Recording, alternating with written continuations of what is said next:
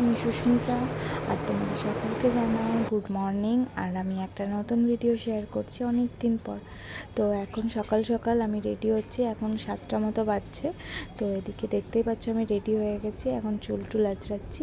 আর মেয়ে পেছনে ঘুমোচ্ছে, ওকে এখনও তোলা হয়নি। আমরা রেডি হয়ে ওকে তুলবো, তারপর বেরিয়ে যাব বলতে আজকে অনেক দিন পর যাচ্ছি শ্বশুরবাড়ি। তো অনেক দিন পর, প্রায় 4.5-5 মাস হয়ে গেল যাওয়া হয়নি। তো যাচ্ছি, আমরা তো খুব এক্সাইটেড। আর মাম্মাম তো তার দাদা দিদি আর বাড়ির সবাইকে পেয়ে খুব খুশি হবে জানি। এই কয়েকদিন যে বৃষ্টি লাগিয়েছিল, মানে ভেবেছিলাম যে আজকে বেরোবো কী করে জানি না। তো সকাল থেকে দেখলাম যে বৃষ্টিটা হচ্ছে না, তো ভালোই হলো, মানে বৃষ্টি পাইনি আমরা। তো এদিকে দেখো যে আমি প্রায় রেডি হয়ে গেছি, ওর বাবাও জামা পরে নিয়েছে। আর আজকে সকাল সকাল যাওয়াটাই সুবিধা, কারণ বুবাই তাহলে বাড়ি গিয়ে কাজ করতে পারবে। ওকে আবার কাজে বসতে হবে, ও তো ছুটি নেয়নি, মানে নেয়ও না। এরকমই করি, যখনই আমরা বাড়ি যাই সকাল সকাল বেরিয়ে যাই, আর দুপুর নাগাদ পৌঁছে তখন ও অফিসের কাজ করতে পারে। এরই মধ্যে দেখো আমরা বেরিয়েও গেছি, আর মাম্মা ভীষণ খুশি। ও কিন্তু ঘুম থেকে উঠেই ওর পুতুল নিয়ে নিয়েছে, ওটাকে ও ভোলু বলে, ওটাকে নিয়ে যাবেই, মানে যাবে। তো এই দেখো এখানে এখন অনেকটা রাস্তা চলে এসেছি, একদম আকাশ পরিষ্কার, বৃষ্টি টিষ্টি নেই। এটাই একটা ভয় লাগছিল, মেয়েকে নিয়ে যাব এরকম, মানে বৃষ্টি পড়লে সত্যি বেরোনোটা মুশকিল হয়ে যেত। আর ও গাড়িতে উঠেই তাণ্ডব শুরু করে দিয়েছে।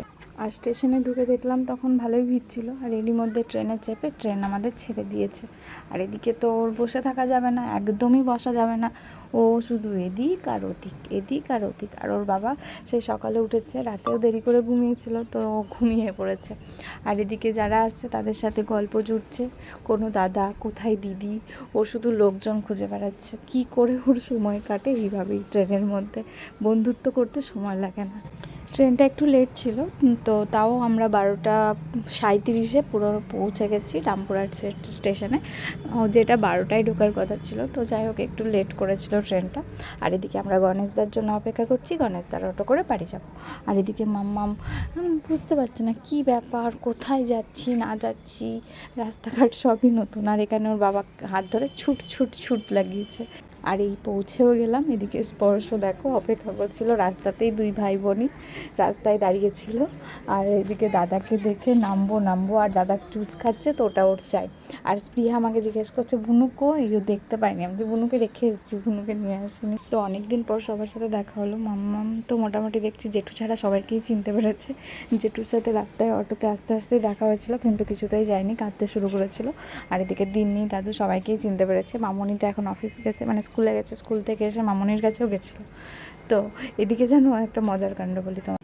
স্পর্শ স্কুলে গেছিলো, হ্যাঁ, আর সেখান থেকে ও রোজ প্রত্যেক দিন ওর মায়ের জন্য ফুল নিয়ে আসে। তো আজকে আমি এসেছি, এবার আমার জন্য ও ফুল নিয়ে এসছে। ঘরে ঢোকা মাত্রই আমাকে একটা ফুল এনে দিয়েছে, আর বলছে কাকে না তোমার জন্য আজকে স্কুল থেকে ফুল নিয়ে এসেছি। আর আমার ফুল দেখা মাত্রই আমার মেয়েরও ফুল চাই। তো তারপর ও আরেকটা ফুলও এনেছিল এক্সট্রা, সেটা ওর বুনুকে দিল। তারপর ওর মা যখন স্কুল থেকে এলো তখন ওর মাকেও একটা ফুল দিল। মানে রোজ নাকি এরকম করে প্রত্যেক দিন, জিনিসটা খুব ভালো লাগলো।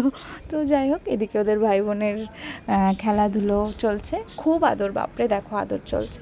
তো চলো ভিডিওটা এখানে শেষ করছি, কেমন লাগলো তোমাদের কমেন্টের অপেক্ষায় থাকবো। চলো বাই, টাটা।